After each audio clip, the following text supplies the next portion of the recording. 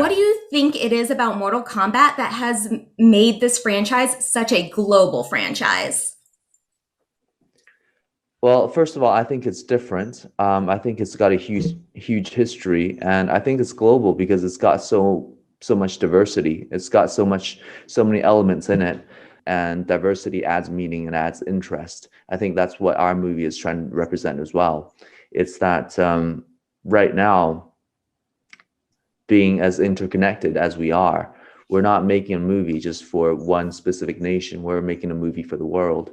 In our movie, just like the video game, our cast come from all corners of the world, from Japan, from Germany, where Max is, from China, Canada, US, Australia, everywhere. So we want people to be easily relatable, and our characters to be easily relatable to people. Awesome. Max?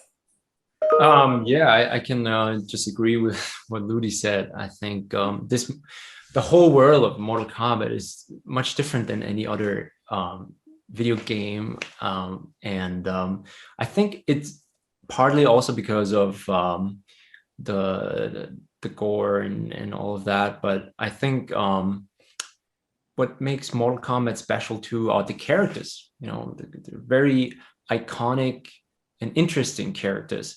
And then on top of that, you have those different worlds, like the realms. So over the time, I mean, now we have a whole Mortal Kombat universe. And I hope that in the future, we'll be getting more films to tell all those stories.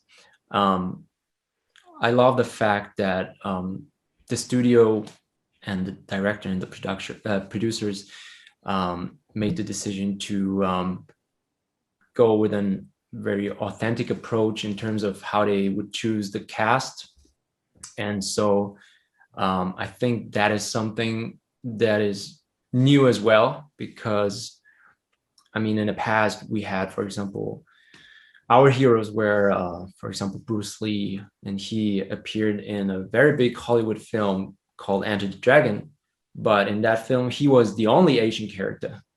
Whereas now today we get the opportunity to show a whole ensemble of Asian actors starring in a movie, and they're all playing very strong characters. So I'm very, very proud and feeling very blessed to be part of this project. Absolutely. And what are your earliest memories of Mortal Kombat? Did you grow up playing the games? Yeah, I think Mortal Kombat, as a kid playing Mortal Kombat, it's always kind of a guilty pleasure. You wonder if you're actually getting away with something. Yeah, so when you're in an arcade and you pull off a fatality, first of all, you're shocked, and then you're looking around to see if anyone saw you do that.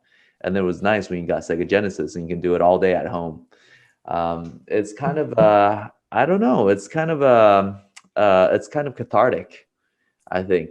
For our movie, I think we wanted to take that gore and all that violence and all that excitement and make it not gratuitous, and like make it something that actually meant things to the characters. And in this world of Mortal Kombat, they come from a very tough and dangerous world full of challenges. And that's this concept of arcana that we're bringing to the movie. It says something to my inner child, because I think it represents inner truth of each of the characters, and that truth comes from the legacy I have as a kid and in relation to Mortal Kombat. So I tie that together, and I think it's really gratifying. Max, did you play the games or? I played the games when I was since I was a kid, but recently buying MK11. I mean, that's one of my favorite games. I'm not that much of a gamer, to be honest with you, but when it comes to Mortal Kombat, I enjoy it a lot. Nice. Can you guys tell me about the relationship between Liu Kang and Kung Lao? Yeah, I think, first of all, in this film they are cousins, and so their background basically is from being Shaolin monks, right? And training under the master Borai Choi in the Wuxi Academy, as everyone knows, I'm sure. So they kind of acting as they really complement each other, meaning that it's kind of like yin and yang, where you need both of the sides to have balance, to create balance. So I think Kung Lao would always be there for Liu Kang, and Liu Kang would always support Kung Lao. That's kind of the relationship they have. And in terms of the characters, I think Liu Kang is a very monk-like character who is very pure and he prays, and he's very centered, I feel. Whereas Kung Lao is sometimes a bit cocky, and he likes to confront people, and you can see that in the movie. I mean, he does all the fatalities. That's that's how he deals with stuff. Yeah, I think what Max says is right on, because we had a conversation in the beginning of the movie where right away we agreed that this is their most important relationship. As for Liu Kang, he's got a very traumatic history, and he's like a lone wolf searching for a pack, and Kung Lao was the first companion that he got. In terms of cousins, I grew up in China, and over there I just call my cousins brothers. And the Shaolin, that's how you become. You don't have a family, so you go to a temple and you become a family. And so Liu Kang, throughout the story, he's searching to grow his pack, because in order to overcome this challenge that the whole world faces, you can't just strengthen yourselves individually. You need to find a pack, because you're always stronger together. So that's what they found. And for Liu Kang and Kung Lao, they have a very strong history together, the yin and the yang. And, for Liu Kang, he's got this inner fire, and Kung Lao is kind of like the shield that protects that fire from exploding and hurting other people. Right. So can you talk about how your martial arts training has really prepared you for this role? I remember hearing that, the choreography for this was unlike any other choreography that has been allowed in film. So I think that your martial arts background is really important to this. So how do you feel that your, training prepared you for this? I think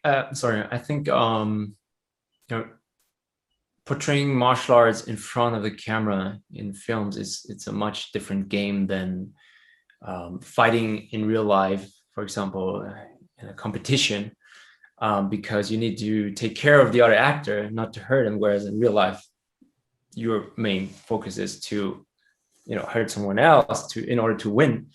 So it's a different approach. And I think all of the actors, most of them do have a very professional background and a lot of experience when it comes to martial arts fight scenes.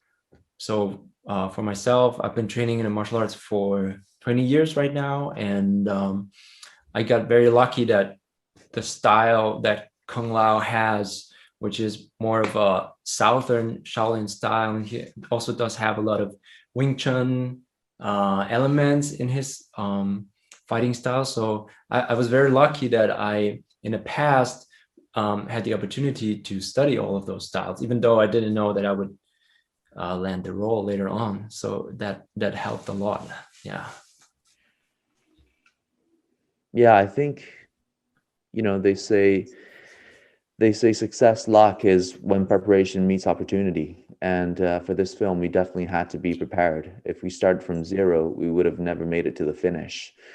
In terms of choreography, I think it is different than I would say a lot of films out there. Simon, our director, really wanted that physical, gritty, analog feel to it, whereas a lot of films right now rely heavily on CG. We had to actually deal out the real action. So our experiences definitely came in handy, and probably helped us live through this process. And so you mentioned like working with Simon. How was it working with the director? It was fantastic. Simon, first and foremost, his focus was being authentic. He was very open to he casted us because he felt like we could bring something authentic to these characters, and that's the responsibility that we have to own up to. And it's actually our responsibility to him and the story and to the whole world that's waiting for this movie to speak up when we feel something is right for the character. And when we did that, he was totally open to it. And I always want to bring something that's different, like some iconic scenes where it had to do with, traditional Chinese medicine. I feel like that hasn't been seen before, so I want to bring that to the screen.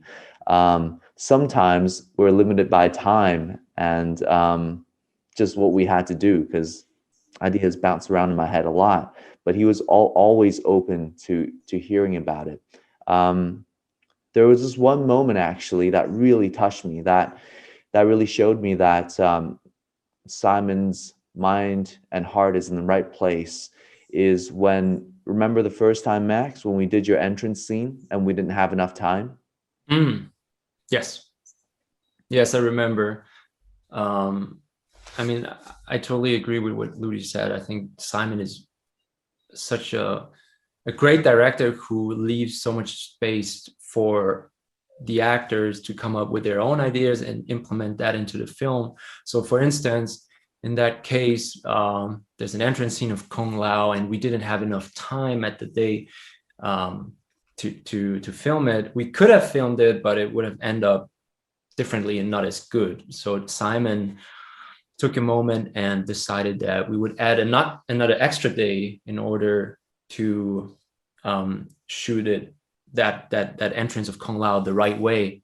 And I was so grateful for that, because that was a very crucial point for not only the story but also for the character to be part of the film. So I think Simon is one of those human beings, directors, who really knows what he wants. So he has a very strong vision of how this film should look like. At the same time, he's leaving enough space for other people to come in to give and share their ideas with him. And I think that's a great quality that he has and should keep for future projects.